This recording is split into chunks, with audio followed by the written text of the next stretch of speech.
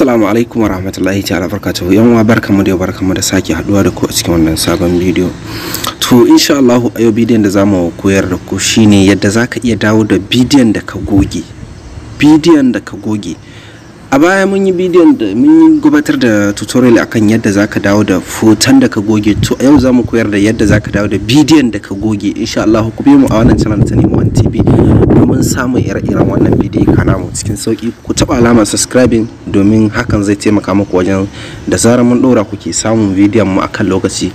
Muna ƙara sanar da ku cewa subscribing kyauta ne. Idan ka yi shi ko biyan ka ba dauka ake ba, kawai dai kana yin mai bidiyon ne kuma kana ƙara ma mai bidiyon ƙarfin gwiwa ne.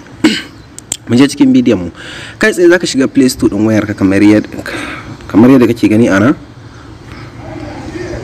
Zaka rubuta delete video recovery kamar yadda kake ganin shi a nan. Za mu aje muku da link din shi a wurin comment sai ku duba ku dauka insha Allah.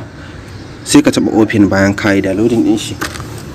Kamar kake gani bayan kai downloading din shi zai fito maka a haka. In ka bude shi kenan zai fito maka kamar kake gani a haka. Sai ka taba wannan get status din nan kamar kake gani. Sai ka taba hello. Zai fito ma a haka, sai ka taba haka, sai ka ja shi, sai ka taba get status din nan. Bayan ka taba a haka shine zai fito maka da wannan file din guda hudu kenan.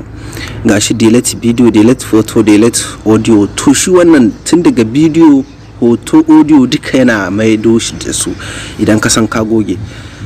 Kai tsaye yadda zaka yi sai ka zo yanzu alal misali bari mu kai tsaye yadda zaka yi sai ka zo ka taba wannan scan recovery din nan, den scan recovery nan, wannan wurin da kake gani mai foton idanun nan sai ka taba shi kamar haka. Kai tsaye kun gani gashi nan yana ta wannan ya gama dawo da wannan. Yanzu alal misali mu ce foto ne ko bidiyo. Yanzu bari mu taba wannan bidiyon kamar da kuke gani. Kun ga wannan bidiyo ne da muka goge a wayar mu. Kun ga gasu nan kai tsaye duka yana ta dawo da su kamar da kuke gani ana. Bari mu koma gidan foto. Kun ga nan fotuna ne. Yanzu ga fotunan mun goge su ne. Amma yanzu kun gani gasu nan kala-kalan su gasu nan yana ta dawo da su. Bari mu bude wani foto ku gani. Idan kana son ka tura shi zuwa cikin wayanka kuma yadda zaka mashi sai ka taba wannan alama.